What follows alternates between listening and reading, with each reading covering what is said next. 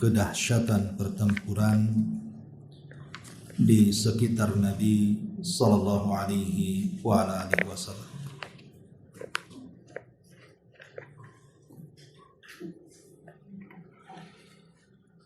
Baik, kita akan baca perkataan pengarang di sini.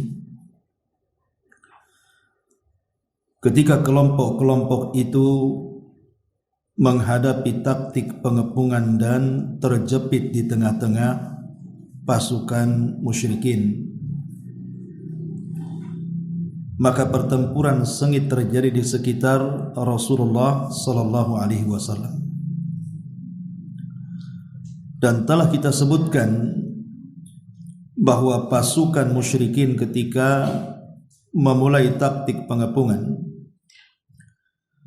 tidak ada yang bersama Nabi sallallahu alaihi wasallam kecuali 9 sahabat.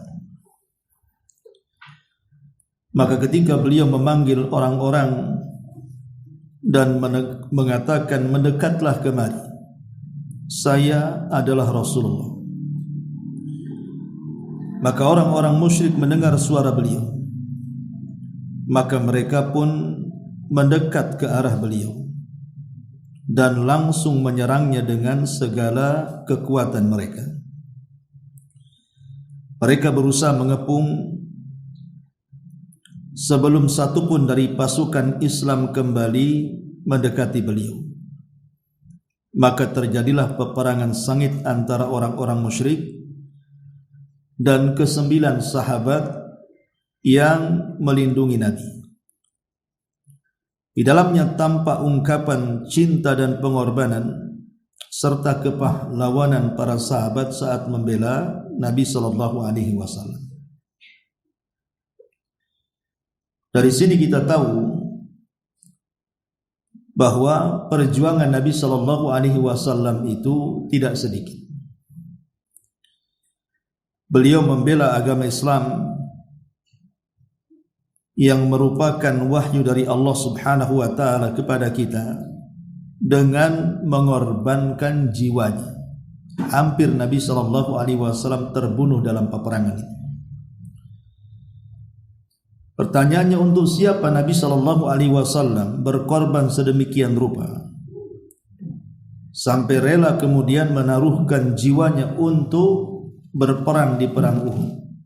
Maka jawabannya, itu semua dilakukan Rasul untuk kita sebagai umat.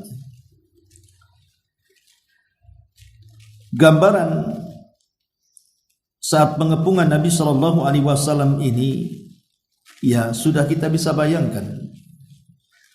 Nabi hanya dilindungi 9 orang, sementara yang menyerang Rasul itu dari semua sisi,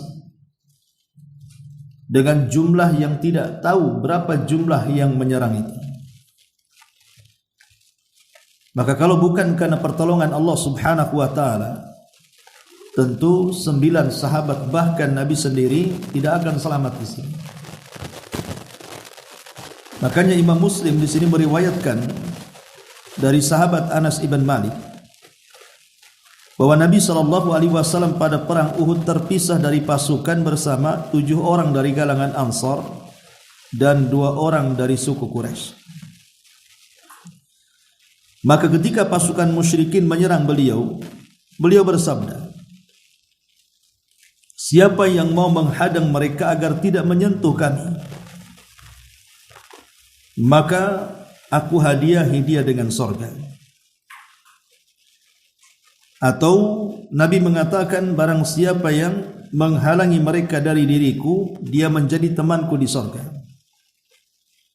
Maka majulah salah seorang dari Ansar dan bertempur habis-habisan hingga gugur syahid. Kemudian beliau menyerang beliau. Kemudian mereka orang musyrik kembali menyerang beliau lagi. Maka Nabi sallallahu alaihi wasallam berkata lagi, "Siapa yang mau menghalangi mereka agar tidak menyentuh kami, maka baginya sorga atau baginya menjadi temanku di sorga." Maka lagi-lagi satu dari Ansar maju, kemudian bertempur melawan musuh dan melindungi Rasul hingga gugur alias syahid. Begitulah seterusnya hingga satu persatu akhirnya gugur dalam rangka membela Nabi SAW, dan tidak mau di antara mereka ada musuh-musuh yang berani menyentuh Nabi SAW. Dari sini kita tahu betapa tulusnya para sahabat menyerahkan jiwa untuk membela Nabi SAW, sampai yang terakhir dari ketujuh orang Ansar namanya Umarah bin Yazid, dia juga kurang lebih dengan nasib-nasib kawan-kawan sebelumnya, gugur juga dan mati syahid dalam rangka membela Nabi SAW. Jadi 7 orang Ansar ini semua gugur dalam pertempuran Uhud ini karena membela Nabi SAW. Dari sini pelajarannya bahwa tidak ada manusia yang paling mencintai Nabi, membela Nabi, menolong Nabi melebihi para sahabat. Karena mereka sudah membuktikan kecintaan mereka langsung di masa hidup Nabi SAW. Makanya wajar kalau para sahabat Nabi SAW adalah manusia-manusia yang mendapatkan redha dari Allah. Dan kita pun mendoakan mereka dengan sebutan radhiyallahu anhum wa radu'an.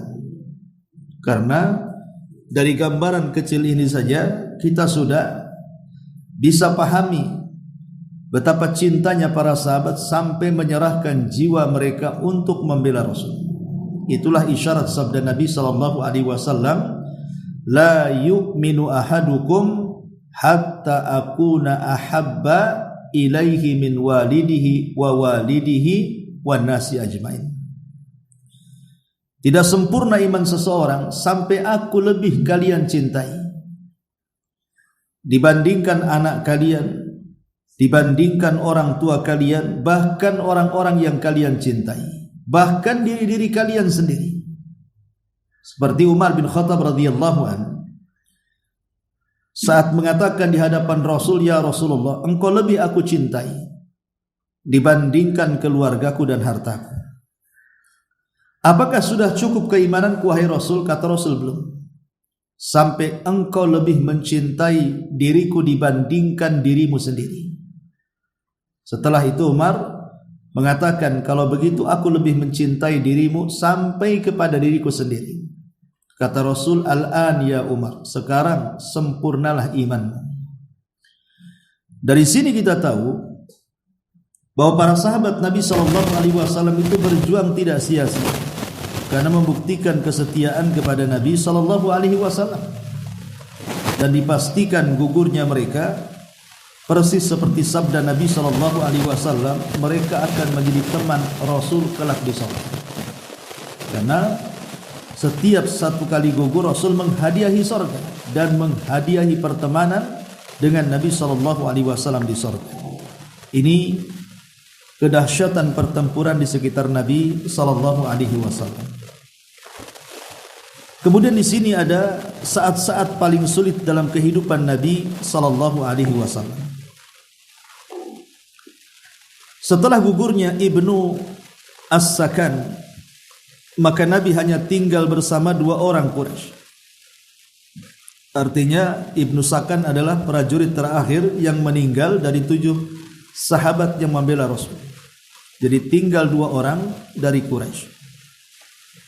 Disebutkan dalam Sahih Bukhari dan Sahih Muslim dari hadis Abu Utsama, ia berkata, tidak tersisa bersama Nabi SAW pada salah satu pertempuran tersebut kecuali Talhah ibn Ubaidillah dan Sa'ad ibn Abi Waqqas, dan dua-duanya adalah satu di antara 10 sahabat yang dijanjikan surga.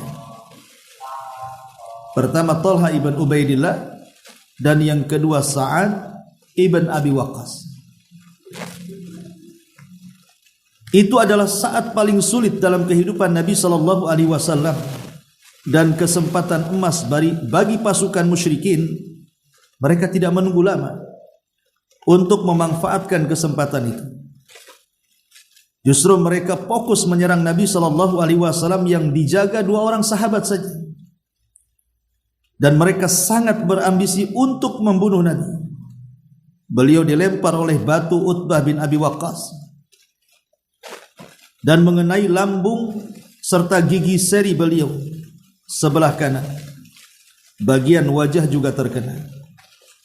Nabi SAW terkena lemparan batu persis di lambungnya, bahkan persis di mulutnya, sehingga giginya itu sampai pecah.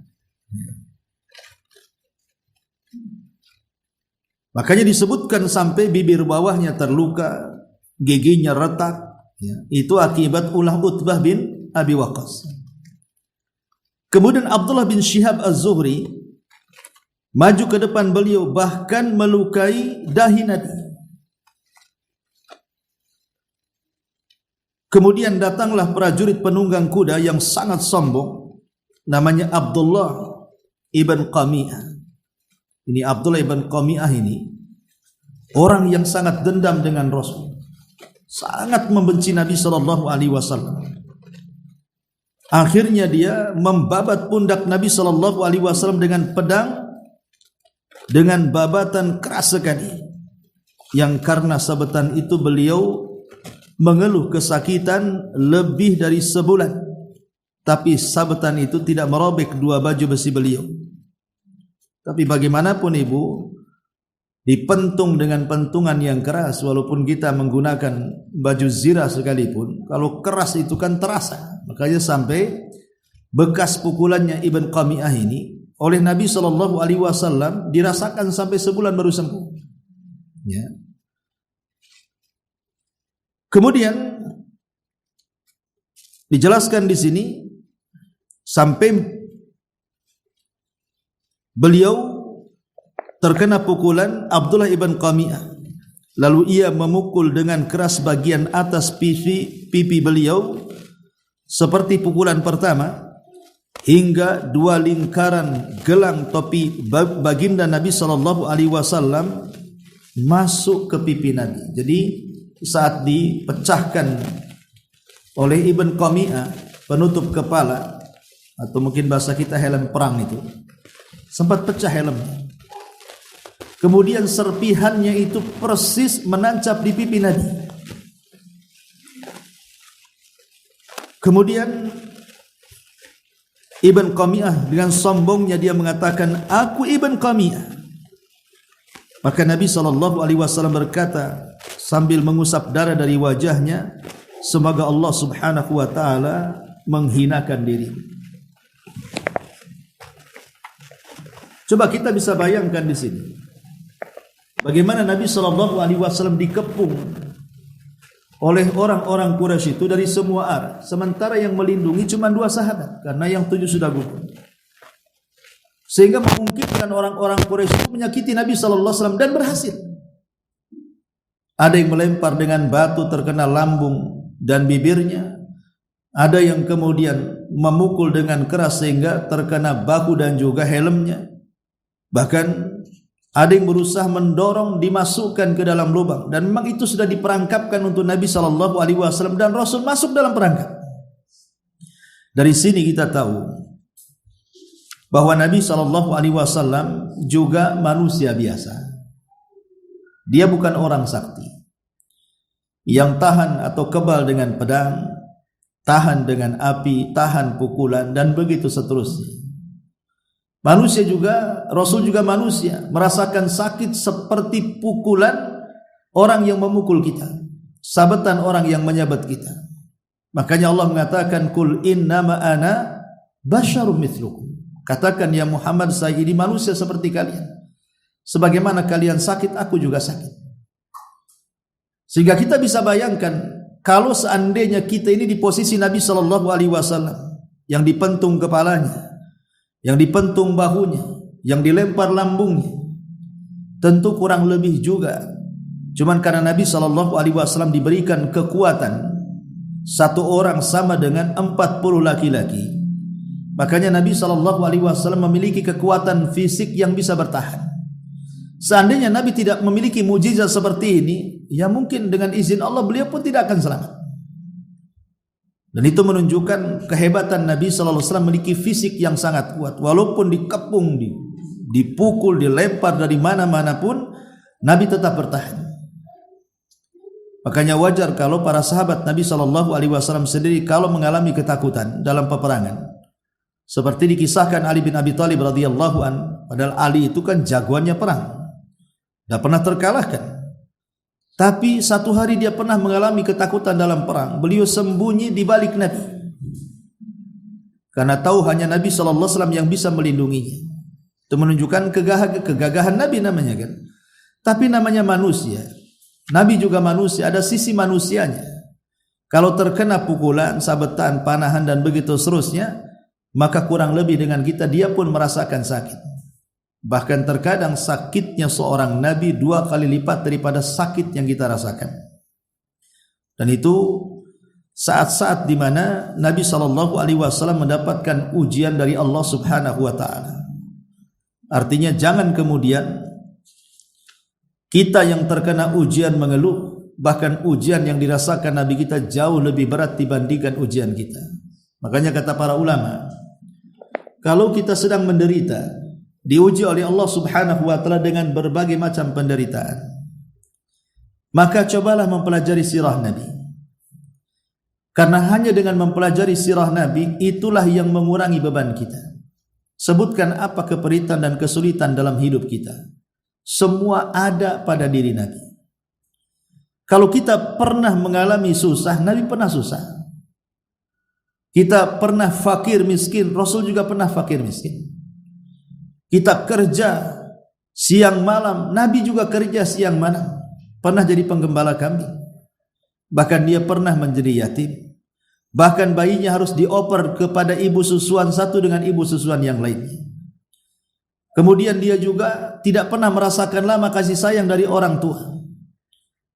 Dari mulai ayahnya meninggal di waktu kandungan, kemudian juga dirawat sama Halimah Sa'diyah, lagi sayang-sayangnya dibalikan ke Khadijah, baru sampai kepada ibundanya hanya setahun meninggal dunia, diserahkan kepada kakeknya 2 tahun juga meninggal dunia, diserahkan kepada Abu Thalib, suasananya makin parah, walaupun dia hidup tapi dia miskin, anaknya banyak, sehingga Nabi SAW harus lelah letih mengais rezeki untuk menolong pamannya. Jadilah penggembala, dibayangkan belasan tahun, dan begitu seterusnya.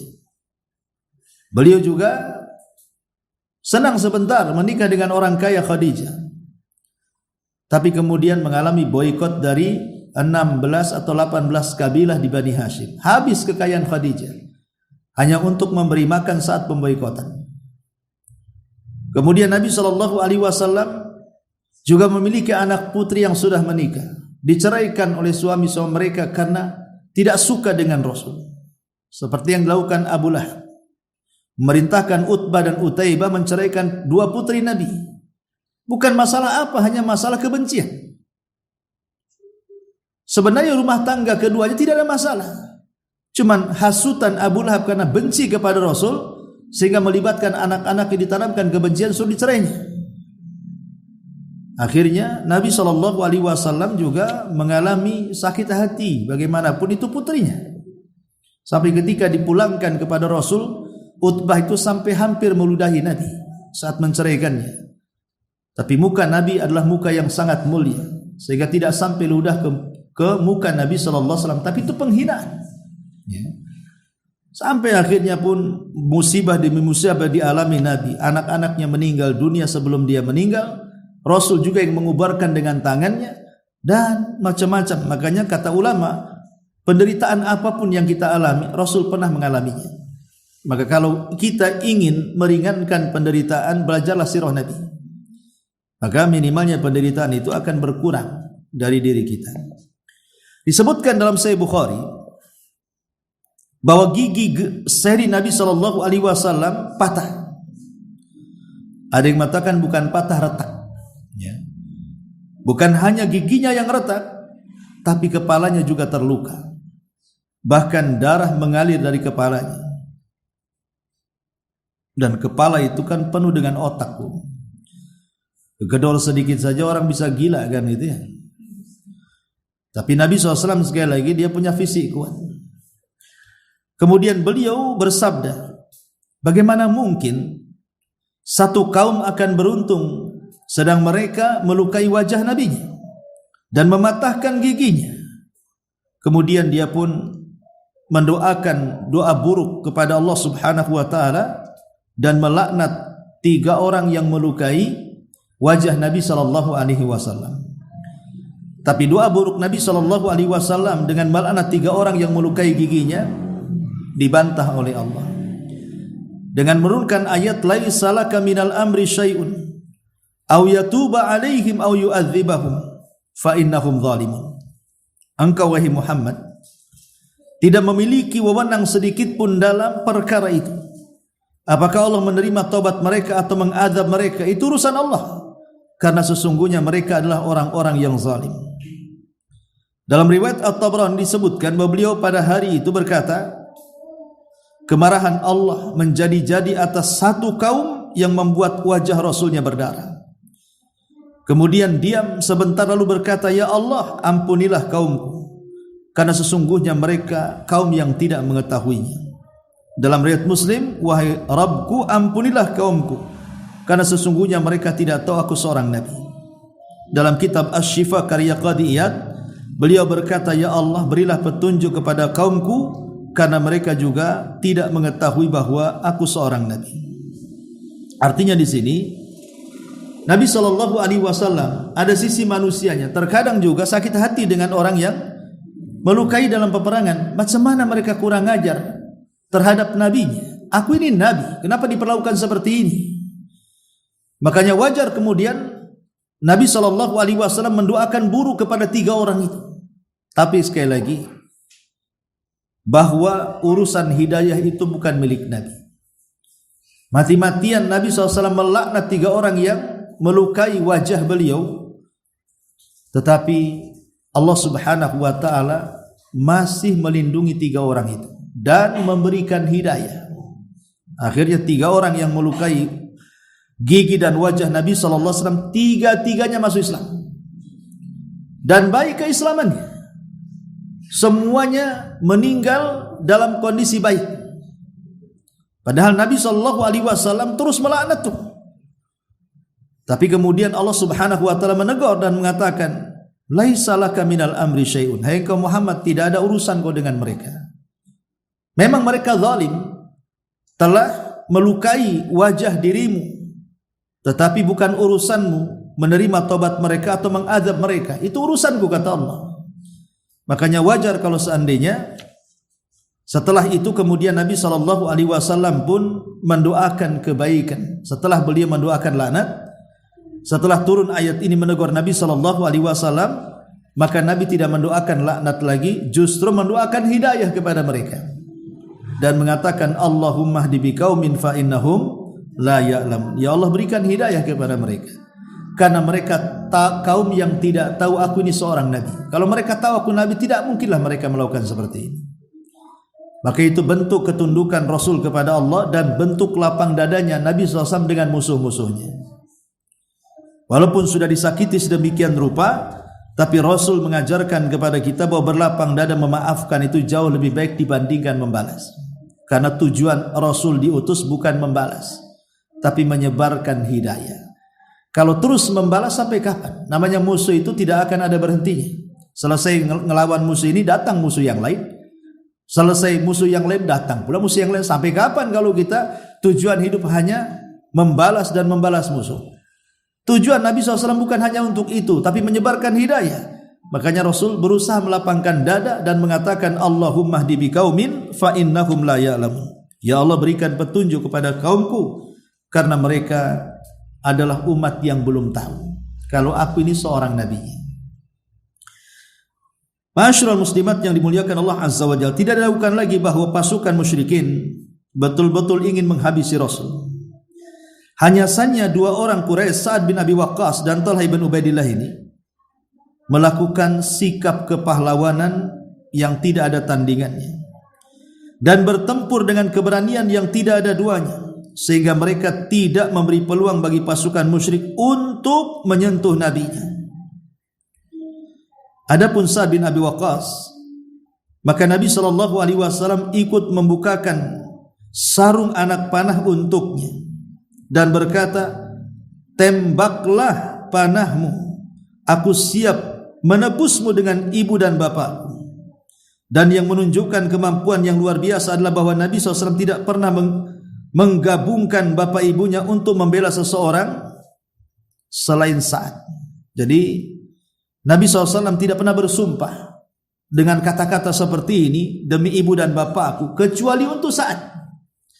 Karena bagaimanapun Sa'ad bin Abi Waqqas dan Thalha ini kan tinggal 2 orang, dan betul-betul mati-matian membela Nabi SAW, sehingga Rasul membantu menyerahkan anak panahnya. Setiap anak panah didesatkan, maka Rasul yang mengambil anak panahnya lagi kemudian diberikan. Terus seperti itu. Karena Nabi SAW itu tidak pernah membunuh walaupun dalam peperangan. Dia hanya 1 kali saja membunuh orang. Itu pun karena sebagai hukum karma. Saya lupa dalam peperangan apa, tapi yang jelas Rasul tidak pernah membunuh orang. Ya, memang dia memimpin perang, tapi dengan tangannya tidak membunuh orang. Hanya kalau tidak salah 1 orang saja yang pernah dibunuh dengan tangan Nabi SAW karena terlampau menjijikan itu musuhnya. Makanya Nabi SAW kemudian membunuh. Adapun tentang Thalha bin Ubaidillah, Imam An-Nasai telah meriwayatkan dari Jabir bin Abdullah kisah pengepungan kaum musyrikin terhadap Nabi SAW yang kala itu bersama kelompok orang-orang Ansar. Jabir berkata, kaum musyrikin berhasil mendekati Rasul. Maka beliau berkata, siapa yang menghalangi mereka? Thalha mengatakan, aku yang akan menghalangi. Kemudian Jabir mengisahkan tentang majunya orang-orang Ansar menghadapi lawan hingga akhirnya mereka gugur satu persatu. Sama seperti yang kita sebutkan di atas diriwayatkan Muslim. Tatkala orang-orang Ansar gugur seluruhnya, Thalha pun maju menghadapi musuh. Jabir berkata, kemudian Thalha bertempur bagaikan 11 orang hingga akhir. Thalha pun maju menghabisi musuh. Jabir berkata, kemudian Thalha bertempur bagaikan 11 orang hingga akhirnya tangannya terkecoh bacokan dari jari jemari. Akhirnya tangannya terkena bacokan dari jari jemarinya putus. Dia pun berkata, aduh. Maka berkata Nabi SAW, andai engkau mengatakan bismillah, niscaya para malaikat mengangkatmu dan orang-orang akan melihatnya. Jadi saat Thalha ibn Ubaidillah kemudian jarinya ada yang putus karena sabetan pedang musuh, ya wajar manusia pasti sakit, ya. Makanya Thalha walaupun dia sahabat pun tetap dia merasakan sakit. Akhirnya dia mengeluarkan kalimat sakit seperti yang kita ucapkan kalau kita merasakan sakit, kita mengatakan aduh, kan itu. Maka Thalha mengatakan aduh. Maka Nabi SAW mengatakan, ya Thalha, andai kau tidak ucapkan kalimat itu, tapi kau ganti dengan bismillah, niscaya para malaikat akan datang dan mengangkatmu ke langit dan orang-orang melihatnya. Maka Jabir berkata, kemudian Allah betul-betul mengusir orang-orang musyrik. Sedangkan pada riwayat Hakim di dalamnya, di dalam Al-Ikhlil disebutkan bahwa Thalha pada perang Uhud terluka sebanyak 39 atau 35 tikaman, sedangkan jari-jarinya putus, yaitu jari telunjuk dan jari tengahnya putus. Al-Bukhari meriwayatkan dari Qais ibn Hazim, ia berkata, aku melihat tangan Thalha terpotong. Dengan tangan itu ia melindungi Nabi SAW di perang Uhud.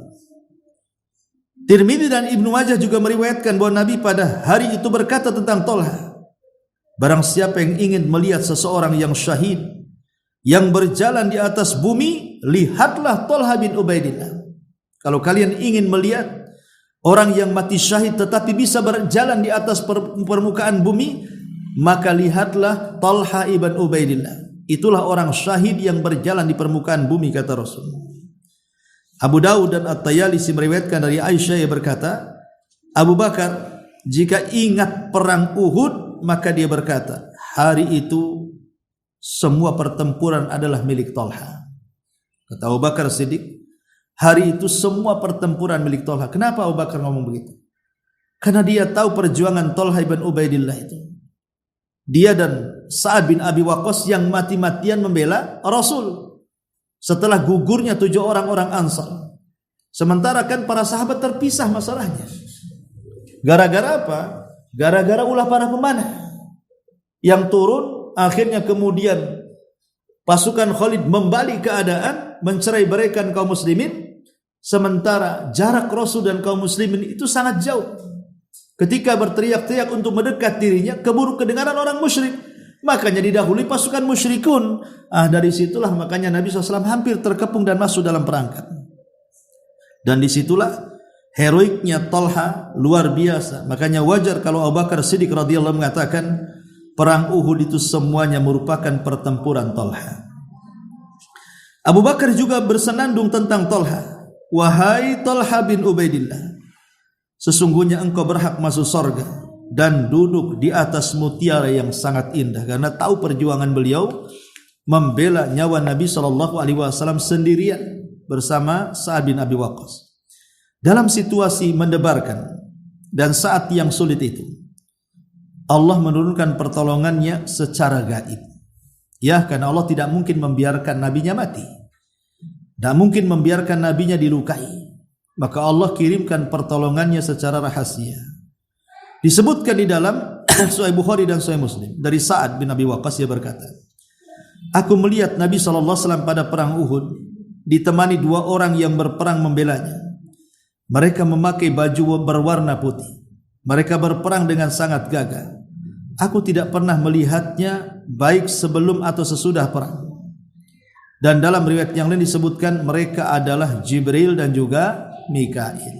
Artinya saat terjepit hanya Nabi SAW ditemani 2 sahabat, yang 2 sahabat pun sibuk kemudian meringsak supaya jangan sampai musuh mendekati Rasul. Rupanya Jibril dan Mikail turun menjelma sebagai manusia berwajah putih dan berbagai putih dengan pedang yang terhunus, berusaha melindungi Nabi SAW. Dan itu pertolongan dari Allah Subhanahu wa taala. Allah mengatakan Rasul mengatakan dalam hadis qudsi, man adali waliyan faqad adzantuhu bil harbi. Siapapun yang memusuhi wali-waliku, apalagi dia seorang nabi, maka dia telah memukul genderang perang melawanku, kata Allah. Makanya siapa yang bisa mengalahkan Allah Subhanahu wa taala? Dan janji Allah, seorang ulul azmi tidak akan mati terbunuh dalam peperangan. Itu janji Allah Subhanahu wa taala. Makanya 5 ulul azmi itu semuanya meninggal normal. Tidak ada meninggal karena dibunuh. Mulai daripada Nuh, Ibrahim, Musa, dan Isa ibn Maryam, termasuk Rasul kita Muhammad SAW, semuanya meninggal normal. Adapun selain ulul azmi, seperti nasibnya Zakaria yang digergaji, nasibnya Yahya yang dipenggal kepalanya, dan nasib para nabi yang dirajam oleh kaumnya, dikubur hidup-hidup oleh kaumnya, digergaji kepalanya oleh kaumnya, dan itu banyak sekali kisah-kisahnya. Tentu karena ulul azmi ini memiliki kemuliaan di hadapan Allah sehingga Allah tidak mengizinkan mereka mati dibunuh. Jadi betul-betul mereka meninggal karena meninggal normal. Baik, awal berhimpunnya para sahabat di sekitar Rasul. Rentetan peristiwa di atas terjadi dengan sangat cepat. Dalam waktu yang sangat singkat, terbukti para sahabat pilihan Rasul yang berada di barisan depan pasukan Islam ketika peperangan hampir tidak tahu perkembangan situasi atau mendengar suara beliau. Hingga dengan demikian mereka segera mendekati kepada beliau agar tidak menimpanya apa yang mereka kehendaki. Mereka baru mencapai posisi beliau ketika beliau telah menderita banyak luka-luka. Artinya kedatangan para sahabat melindungi Rasul itu sudah telat. Karena Rasul sudah banyak luka, sudah banyak cedera, sudah banyak darah bercucur dari kepala, baru pula sahabat mendekat. Ya wajar karena masing-masing masalahnya perang. Sementara jumlah para sahabat tidak terlalu banyak dan jumlah musuh memang banyak sekali kan itu. Sehingga mendekatnya para sahabat itu ya bisa dimaklumi. Setelah Nabi SAW luka baru mereka mencapai posisi beliau. Ketika beliau telah menderita luka-luka dan 4 orang Ansar telah terbunuh, prajurit ke-7 telah terluka parah, sedang Sa'ad bin Talha berjuang mati-matian. Ketika telah tiba di dekat beliau, beliau membuat pagar betis. Sedangkan senjata mereka di sekeliling beliau, mereka sangat serius dalam melindungi beliau dari gempuran musuhnya, menangkis serangan mereka. Orang pertama yang kembali ke dekat beliau adalah sahabat tercinta Abu Bakar Siddiq radhiyallahu anhu. Jadi sempat terpisah nih Abu Bakar, Umar dan para sahabat yang lainnya, sehingga ketika mereka melihat dari kejauhan Rasul sedang terdesak, maka Abu Bakar membawa orang-orangnya kemudian berusaha melindungi Nabi sallallahu alaihi wasallam. Ibnu Hibban dalam sahihnya meriwayatkan dari Aisyah, ia berkata, Abu Bakar Siddiq berkata, ketika terjadi perang Uhud, seluruh prajurit lari meninggalkan Rasul. Aku adalah orang yang pertama kembali mendekati Nabi. Aku melihat di depan beliau ada seorang pria yang membela dan melindungi beliau. Aku berkata dalam hati, semoga engkau Tolha, bapa dan ibuku menjadi tebusan. Hal itu aku katakan karena terlewat dariku beberapa peristiwa. Aku berkata dalam hatiku, jika dia adalah pria dari kaumku, tentu lebih aku sukai. Tidak beberapa lama Abu Ubaidah ibn Jarrah pun menyusulku, kata Abu Bakar. Ini orang kedua yang mendekati Rasul setelah Abu Bakar, Abu Ubaidah ibn Jarrah. Ia berkata cepat, ia berlari cepat seperti seekor burung hingga dapat menyusulku. Maka kami bergegas ke arah Rasul. Ternyata di hadapan beliau Tolha telah meninggal terkapar. Nabi bersabda, tolonglah saudara kalian, ia berhak mendapatkan surga. Jadi Tolha ini dari mulai awal sampai akhir, sampai datang para penolong Abu Bakar dan pasukan yang lain, baru sudah tidak tahan lagi. Wajarlah cuman berdua, dia dan Sa'ad bin Abi Waqqas. Sementara Sa'ad bin Abi Waqqas itu kan hanya melemparkan panah-panah saja. Sementara Tolha ini maju dengan pedangnya, sehingga ya wajar kalau seandainya luka-lukanya terlampau banyak, dan dengan luka-luka itulah kemudian dia mati syahid. Makanya Rasul mengatakan, tolong saudara kalian ini, dia berhak mendapatkan surga. Kemudian Nabi ketika itu telah terkena panah persis di tulang pipi, hingga 2 keping lingkaran topi besinya juga masuk ke dalamnya. Maka aku pun maju untuk mencabut kedua pipinya.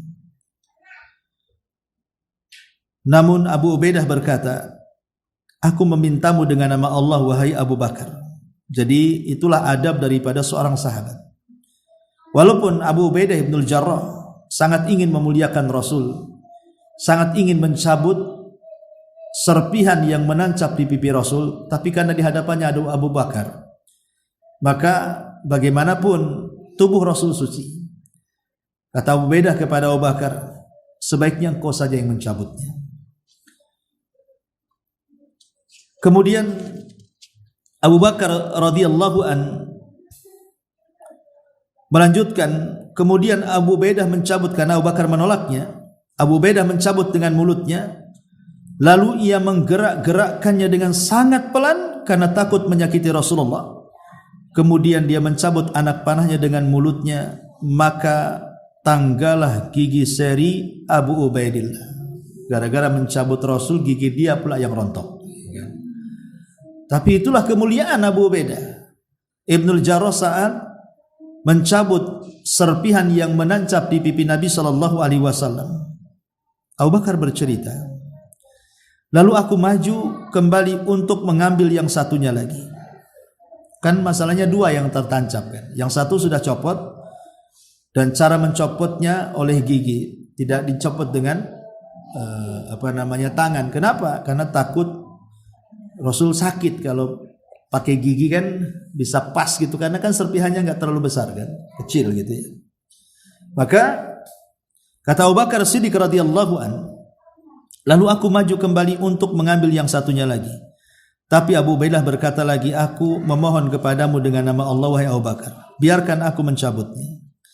Abu Bakar berkata, kemudian dia mencabutnya dengan menggerakkan hingga ia dapat mencabutnya. Maka bergerak lagi gigi seri Abu Ubaidah yang lainnya, copot lagi. Kemudian Nabi SAW bersabda, tolonglah saudaramu, ia telah berhak mendapatkan surga. Abu Bakar berkata lagi, maka kami mendekati tubuh Tolha untuk mengobatinya. Ia telah terkena belasan tikaman. Ia juga menunjukkan sejauh mana kecakapan Tolha pada hari itu dalam pertempuran dan peperangan.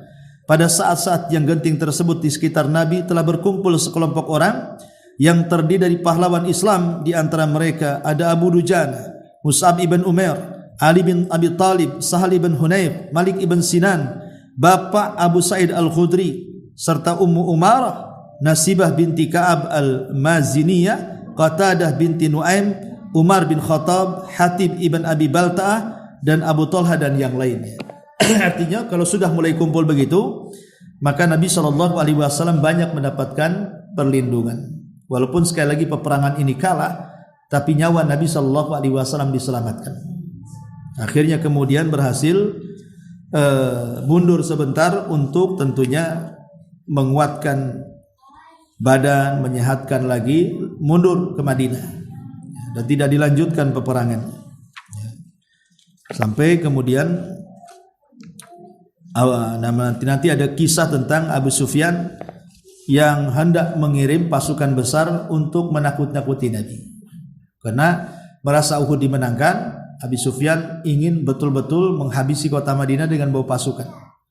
Sehingga sampailah kabar ini ke telinga Rasul. Tapi Rasul tidak takut, sahabat pun tidak takut. Rasul mengatakan hasbunallahu wa ni'mal wakil. Cukuplah Allah sebagai pelindungku karena dia sebaik-baik pelindung. Maka semua sahabat ketika Rasul menyebut kalimat itu semua serentak mengatakan hasbunallahu wa ni'mal wakil. Maka hilang rasa takutnya, datang keberaniannya, kemudian mereka bangkit hingga ingin menghadang musuh, tapi rupanya musuh sudah ciut dan tidak jadi datang. Dan itu digambarkan di dalam Al-Quran tentang bagaimana para sahabat kokoh keimanannya saat ada ancaman perang besar. Wallahu alam, ini diantara keseruan ataupun bagaimana Nabi SAW saat-saat paling sulit dalam kehidupan Nabi SAW. Dan ini juga sebagai dalil bahwa tidak boleh berperang itu dengan menggunakan jimat-jimat, tangkal-tangkal dan yang semacamnya. Karena ada dulu kawan cerita waktu pecahnya perang Ambon kalau tidak salah dulu. Kan banyak saudara-saudara kita yang meninggal di sana, baik dari pihak musuh atau saudara-saudara kita banyak yang meninggal. Jadi adalah sebagian orang itu yang ingin kononnya menolong saudara kita berjihad ke Ambon katanya. Tapi masalahnya mereka membawa jimat. Kononnya kalau sampai di sana kebal bacok, kebal tembak, kebal-kebal semua kan begitu ya. Orang perang ingin mati syahid malah tak mau mati-mati juga. Yang kedua, kalau dia mati sementara bawa jimat kan bukan mati syahid itu. Mati sangit namanya ya. Jadi enggak jelas kematiannya. Mati di atas kesyirikan jadinya. Kalau memang jimat itu sangat bermanfaat untuk jihad, tentu Rasul yang pertama pakai jimat. Para sahabat yang pertama pakai jimat. Tapi bagaimanapun keinginan para sahabat justru ingin mati dalam pertempuran. Dan kalaupun mereka terluka dalam pertempuran, maka luka itulah pahala mereka. Cukuplah para orang-orang yang mati syahid itu terlewat dari fitnah kubur. Kenapa? Karena kilatan-kilatan pedang yang di atas kepala mereka sudah jadi fitnah mereka. Jadi saat mereka meninggal tak perlu ada fitnah kubur lagi. Karena kilatan-kilatan pedang musuh itu sudah jadi fitnah gitu. Jadi fitnah dia di dunia. Makanya orang yang mati syahid akan terhindar dari fitnah kubur. Karena fitnahnya sudah dilewati saat perang. Dan kelebihannya orang yang mati syahid walaupun nampak secara kasat mata mereka ditombak, ditusuk, dipanah, sabet, dibacok, macam-macam kan. Tapi sebelum mereka merasakan sakit ruh, mereka sudah meninggalkan jasadnya. Itulah kenapa orang-orang mati syahid itu luar biasa. Zahirnya nampak sadis. Ya, tapi sebenarnya saat kematian sebelum mereka merasakan ruh mereka sudah meninggalkan jasadnya. Sehingga yang mereka cincang, mereka cabik, yang mereka mutilasi dan begitu hanya sebatas badan saja. Dan ruh tanpa badan, badan tanpa ruh tidak akan merasakan sakit apapun, karena sakit badan itu ketika ruh masih ada di kandung badan. Kalau sudah nggak ada ruh, apa yang disakitkan lagi? Mau dimutilasi, mau dipentung, mau diseret, mau diapa, mau disiksa, nggak akan merasakan sakit apapun. Itulah yang kelebihannya para mujahidin itu ya. Wallahu a'lam. Iya, silakan kalau yang bertanya.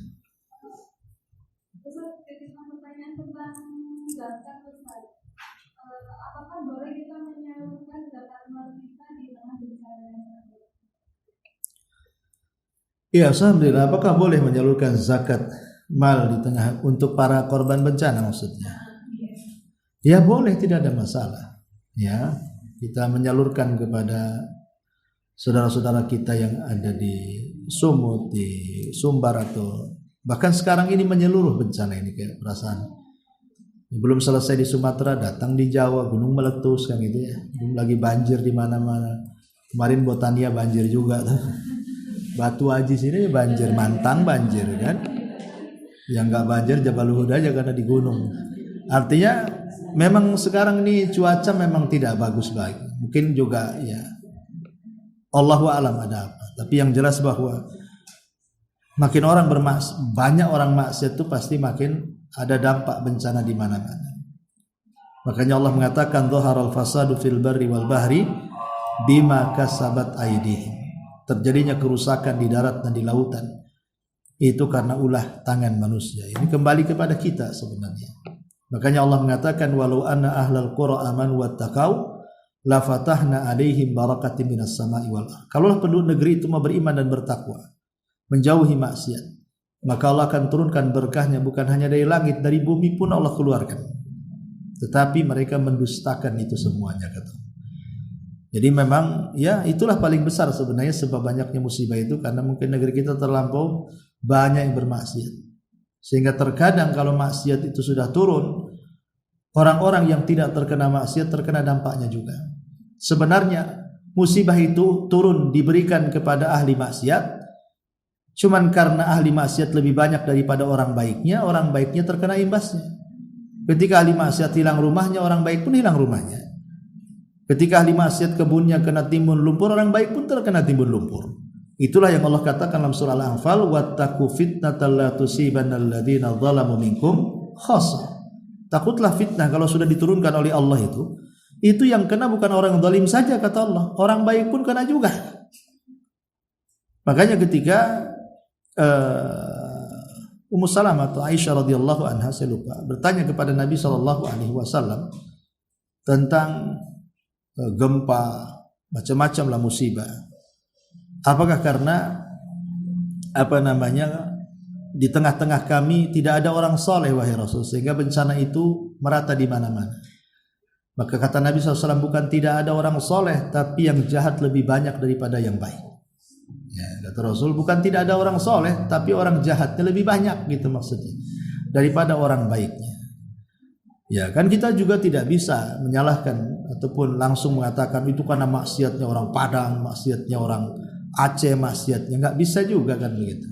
Karena namanya di satu tempat itu pasti ada orang baik, ada orang jahatnya.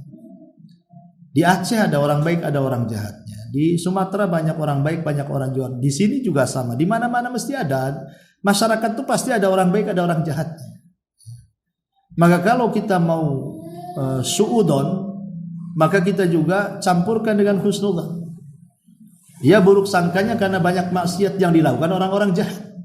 Husnudzannya orang-orang baiknya terkena imbasnya di situ akhirnya bencananya merata. Tapi ingat bahwa musibah sendiri bisa bentuk teguran, bisa bentuk azab, bisa bentuk rahmat.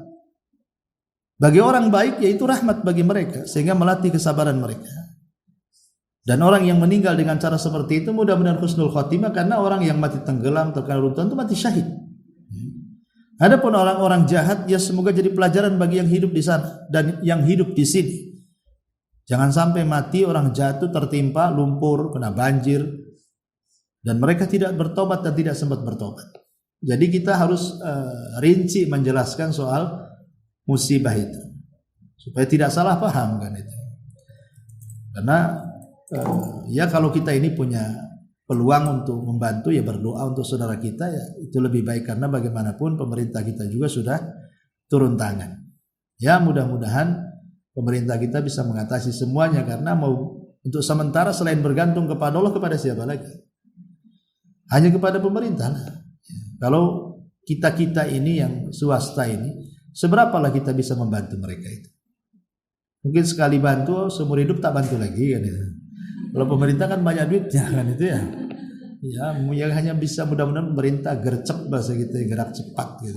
Intinya ya kalau tentang masalah zakat kepada saudara kita tidak ada masalah. Secara hukum tidak ada masalah. Apalagi memang di antara asnaf zakat itu adalah fakir dan miskin.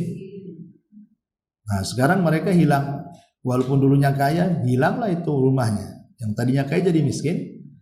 Ya, yang tadinya sukses jadi bingung karena memang saya lihat tuh lumpuh total ekonominya. Lumpuh saat totalnya. Gimana tidak lumpuh total? Sekarang lumbung-lumbung makanan juga habis. Ya, kemudian kebun, sawah, hutan semua rusak, akses jalan juga nggak ada kan itu. Kemana-mana lumpur. Gimana orang bisa bertahan hidup aja udah ajaib di sana itu. Kalau yang terisolasi ya, kalau yang mungkin di kota-kota sih masih ada akses, masih enak kan.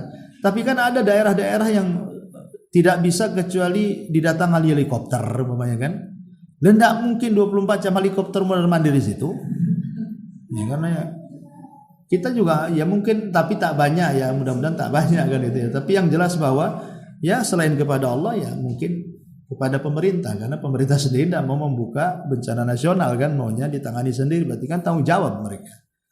Ya mudah-mudahan Allah berikan hidayah kepada mereka. Yang cuman kita sesalkan nih kadang-kadang ada pejabat-pejabat itu justru tidak menenangkan. Harusnya dalam suasana seperti ini kan mereka menjaga ucapan harusnya itu. Minimalnya kalau tidak bisa membantu, jangan mengkritik orang yang membantu. Harusnya kan berterima kasih, mengurangi beban pemerintah adalah orang yang bantu ke sana. Ya ini tidak, kadang-kadang ada orang bantu malah dikritik pula. Tidak tahu juga maksudnya gimana. Ya mungkin sama-sama ingin baik juga maksudnya, mungkin cara. Tapi kan seharusnya bagi seorang muslim itu ambil sisi positifnya sajalah. Doakan kebaikan, itu saya kira lebih baik. Karena dengan adanya seperti ini kan salah paham akhirnya ya kacau, jadi sudah bencana. Kacau ditambah lagi komentar lebih kacau lagi. Mau jadi apa bangsa ini jadinya? Nah, ini salah satu peringatan.